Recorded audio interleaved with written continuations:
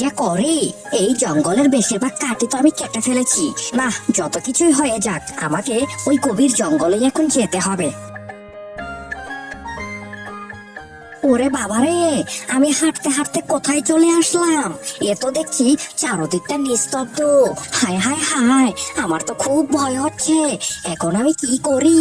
এই কথা বাবা বা, কত সুন্দর সুন্দর গাছ পেলাম। এগুলো থেকে যদি কাঠ সংগ্রহ করি না, বাজারে আজকে অনেক দামে বিক্রি করতে পারবো। হ্যাঁ, এই বলে রমেশ খুব খুশি হয়ে যায় আর আনন্দে আনন্দে সে গাছের সামনে গিয়ে গাছ কাটতে থাকে।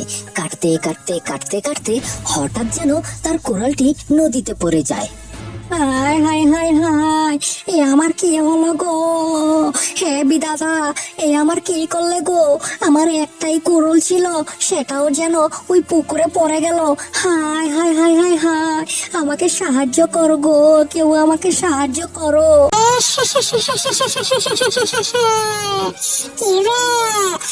আমার পুকুরের সামনে তুই কি করছিস? তোর তো সাহস কম নয় দেখছি। তুই আমার পুকুরের সামনে এসে কি করছিস? এত জঙ্গলের ভেতরে তো কেউ আসে না, তোকে তো আমি ঘাড় মটকে ফেলবো রে।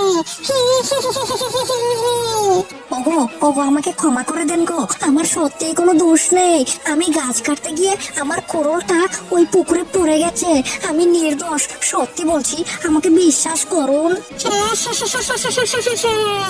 যদি বলি তোর এই কোরলটা আমি দেব না, তখন তুই কি করবি শুনি? ওগো ওগো, আমার কোরলটা আমাকে দিয়ে দেন গো। আমার কোরলটা না থাকলে আমার স্ত্রী সন্তানরা আজকে না খেয়ে থাকবে। হ্যাঁ, আমার কোরলটা দয়া করে দিয়ে দিন। এই বেটা, দেখ তো এই কোরলটা তোর কিনা, হলে তোরটা তুই নিয়ে যা। না গো, না না না, এটা আমার না। আমার কোরল তো ওই কাঠ আর লোহা দিয়ে বানানো। হ্যাঁ, এটা আমার না। এই কথা শুনে ওই ডাইনি বুড়িটি পুকুরে একটা ডুব দেয় আর অনেকক্ষণ কেটে যাওয়ার পর সে আবার পুকুরের উপর উঠে আসে।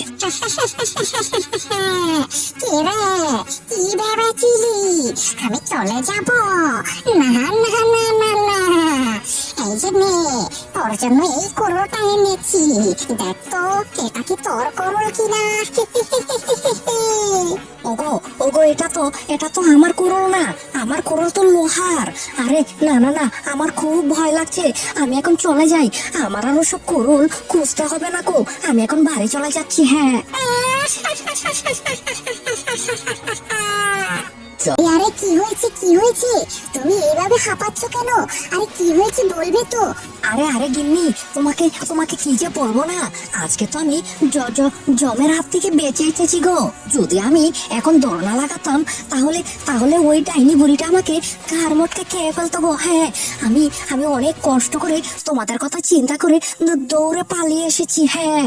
ওগো, তোমাকে একটা কথা বলি গো, তুমি আর কোনো দিন ওই পুকুরের সামনে যাবে না। হ্যাঁ, আবার কোন না কোন অঘটন ঘটে কে জানে, তোমাকে আমি আর ওই পুকুরের সামনে যেতে দিব না। হ্যাঁ। কি গো, আজকে ওই জঙ্গলে কাঠ কাটতে যাবে না? কি করে যাবো গো গিন্নি, বলো। দুঃখের খবর তো তুমি সবই জানো, আমাদের ঘরে তো এখন আর কোনো কুড়ুল নেই। কোথায় পালাচ্ছিস? আসবি না? তোর কোরাল তুই নিবি না? তোর কোরাল তুই নিয়ে যা। এই নে, তোর কোরালটা তুই নিয়ে যা।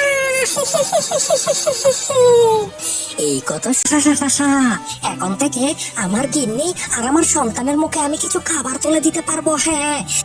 আরে আমি তো অনেক বোকামি করে ফেলেছি।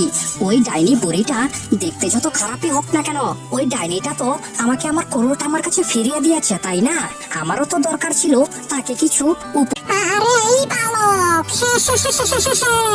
তুই আবার এখানে আসলি কেন? কি মতলবে এসেছিস বল তো শুনি। আরে ডাইনি, তুমি তো আমাকে আমার কুড়ুলটা ফিরিয়ে দিয়েছো, কিন্তু আমি তো তোমাকে ভয় পেয়ে এখান থেকে চলে গিয়েছিলাম। কিন্তু পরে মনে হলো তোমার মনটা খুব ভালো, তাই তো তোমার জন্য আমি কিছু উপহার নিয়ে এলাম। আমি আগেই ভেবেছিলাম তুই আমার কাছে আবার আসবি। আমি জানি তুই একটা সৎ কাঠুরে। হ্যাঁ গো ডাইনি বুড়ি, তুমি বাহির দিয়ে এত কুৎসিত, কিন্তু তোমার মনটা এত ভালো কেন? আচ্ছা, এটা কি তোমার আসল রূপ? বলো তো আমাকে। তুই তো আমার মনের খবরটা বলে দিলি রে।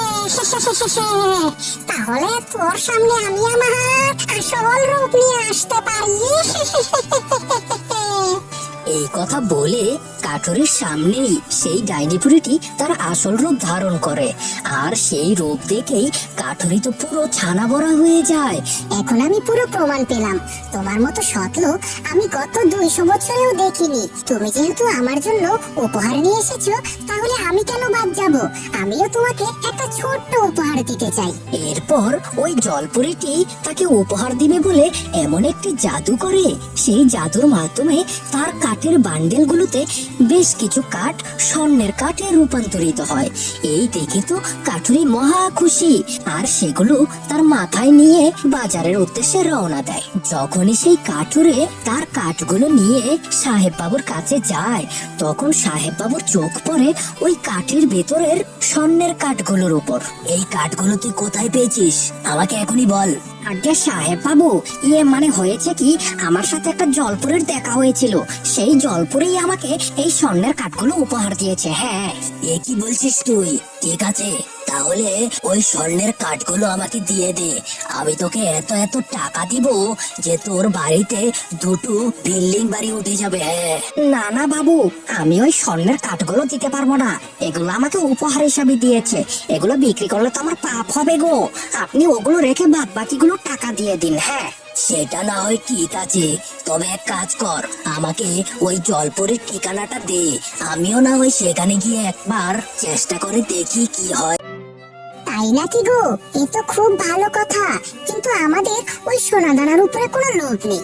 আমরা দুমুঠো ডাল ভাত খেয়ে থাকলেই আমাদের সংসার চলে যাবে। কিন্তু তুমি ওই জলপুরিকে গিয়ে একটাবার বলবে যে আমাদের ঘরে যেন একটা ছেলে সন্তান চলে আসে। ঠিক আছে গগিন্নি, তুমি একদম চিন্তা করো না, কাল আমি যখন কাঠ কাটতে যাব, তখন আমি তোমাকে সাথে করে নিয়ে যাব। তখন তুমি ওই জলপুরিটাকে বলবে যে আমার একটা ছেলে সন্তান লাগবে। দেখো ওই আরে কোথায় গেলি রে? তাড়াতাড়ি বেরিয়ে আয় বলছি। আমি জানি মানুষের চাইতে তোর ক্ষমতা অনেক কম, বেরিয়ে আয় বলছি, আমাকে এখনই সোনা দানাতে। সাহেব বাবুর মুখে এই কথা শুনে পুকুরের জলে হুড়মুড় করে বেরিয়ে আসে সেই রাক্ষসী ডাইনি। আমি জানি তুই একটা জলপরি, আর তোদের ক্ষমতা মানুষের চাইতে খুব কম। আমাকে এখনই সোনা দানা দে বলছি। তুই আমাকে অনেক সরল সোজা পেয়েছিস, তাই না রে? তুই যদি এখন এখান থেকে চলে না যাস, আমি তোকে এমন অবস্থা করব না, তুই কাউকে দেখাতে পারবি না। কি বললি তুই? আমার মুখে মুখে কথা? তোর জন্য আমি এমন এক জিনিস নিয়ে এসেছি না, তোর গোষ্ঠী শুদ্ধ সব মরে যাবে। হ্যাঁ, আর কিছুক্ষণ পরেই তোরা শুদ্ধ সব কিছু মরে এই জলের উপর ভাসতে থাকবি। তারপর দেখি তোরা আমার। ওগো, এ কি সর্বনাশ হয়ে গেল গো! আরে জলপরি তো মারা গেল। হায় হায় হায়, এই নিষ্ঠুর কাজ কে করলো গো? কে কোথায় আছো গো? আরে বাঁচাও, কে কোথায় আছো, বাঁচাও। রাজীব বাবা, তুই ওই পুরাতন পুকুরের সামনে গরু চড়াতে যাস না রে বাবা, সেই জায়গাটা অনেক ভয়ানক। তোর বাবা সহ আরো অনেকেই সেখানে গরু চড়াতে গিয়ে মারা গেছে। আরে দাদু, তুমি ওসব নিয়ে কোনো চিন্তা করো না, আমার কিচ্ছু হবে না। হ্যাঁ। আরে রাজীব বাবা আমার, তুই ওখানে যাস না রে বাবা, তুই ওখানে যাস না। মানুষগুলো কত বোকা, এই পুকুর পাড়ে কেউ আসতে চায় না, কিন্তু আমি এই গরুগুলোকে এইখান থেকে ঘাসও খাইয়ে যাই, আবার অনেক মাছ ধরে বাসায় নিয়ে যাই। এই জন্যই হয়তো গ্রামের সবাই আমার সাথে হিংসেমি করে। হ্যাঁ। আরে আমার এখানে একটা গরু কোথায় কোথায় গেল? বুঝতে পেরেছি, ওই গরুটা মনে হয় ক্ষুধার জ্বালায় ওই পুকুর পাড়ে ঘাস খেতে গিয়ে। আরে, এখানে তো একটা বড় পুকুর ছিল, আর পুকুরের পাশে তো অনেক কচি কচি ঘাস ছিল, তা সেগুলো কোথায় গেল? আমি কি স্বপ্ন দেখছি? হাই হাই হাই, এ আমি কোথায়? কিরে রাজীব বাবা, ও বাবা, সকাল তো ভালোই হয়ে গিয়েছে, ওঠ না। বাবা রাজীব, আজকে ভোরবেলা থেকে আমাদের একটা গরু খুঁজে পাচ্ছি না। তা বাবা কোথায় গেছে কিছুই তো বুঝতে পারছি না। আমি অনেক খুঁজেছি, কিন্তু গরুটাকে পাইনি রে বাবা। মা, ও মা, তোমাকে একটা কথা বলি। গ্রামে সবাই বলে আমি নাকি ওই পুকুর পাড়ে গেলে আমার কোনো না কোনো ক্ষতি হবে। তা সবাই এত মিথ্যা কথা কেন বলে মা? না বাবা, সবাই তোকে ভালো কথাই বলে। তোর বাবাও তো সেখানে গিয়েই মারা গিয়েছে। কিন্তু কি করব বল, আমরা তো ওই দুধ বিক্রি করেই দুমুঠো ডাল ভাত খাই। তুই কবে বড় হবি, কবে আমাকে ইনকাম করে খাওয়াবি, সেটা তো পরের হিসাব। ওগো, তুমি কে গো? তুমি কি প্রতিদিন এখান থেকে বের হয়ে আসো নাকি? ছোট্ট বালক, আমি হচ্ছি একটা জলপরি, আর আমাকে এক শয়তান ডাইনি বুড়ি আটকে রেখেছে। প্রতিদিন রাতে সেই ডাইনি বুড়িটি এখানে আসে, আর আমাকে দিয়ে সে বিভিন্ন জন্তু জানোয়ার ও মানুষকে শিকার করায়। আমি নিরীহ জলপরি, আমি বাধ্য হয়ে মানুষ ও জীবজন্তুদের তাদের শিকার করে ওই ডাইনিটাকে খেতে দেই। এ কি বলছো গো? তাহলে তুমি আমার গরুটাকে হত্যা করে ওই ডাইনিটাকে খাইয়ে দিয়েছো? তুমি আমাকে ক্ষমা করে দাও বালক, আমি অনেক অন্যায় করেছি। কি করব বলো? তুমি এখন তাড়াতাড়ি এখান থেকে বাড়ি চলে যাও। এখন যদি না যাও তাহলে ওই ডাইনিটা তোমাকেও খেয়ে ফেলবে। হ্যাঁ প্রিয় বন্ধুরা, এই গল্পটির দ্বিতীয় পার্ট দেখতে আমাদের চ্যানেলটি অবশ্যই সাবস্ক্রাইব করো।